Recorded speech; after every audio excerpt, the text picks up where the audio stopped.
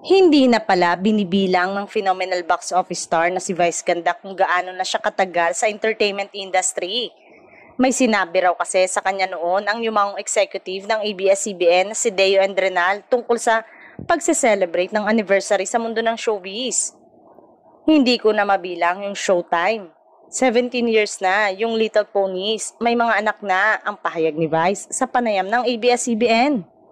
Hindi ka pwedeng tumanda, kailangan yung postura mo mukhang bata. Yung trip ng mga bata dapat nauunawaan mo, paliwanag pa ng TV host comedian.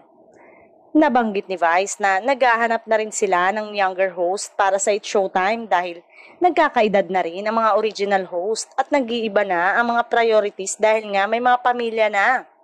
Noon ko pa gustong kumuha ng Gen Z na host kasi syempre, nagtatandaan na ang lahat, nag-iiba na rin ang priorities.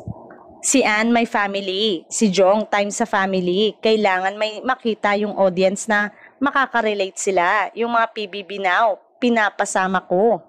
Si Shuvi Etrata, mag-semi-regular na sa amin, magaling siya, nagsiswitch din ang personality niya, anya pa.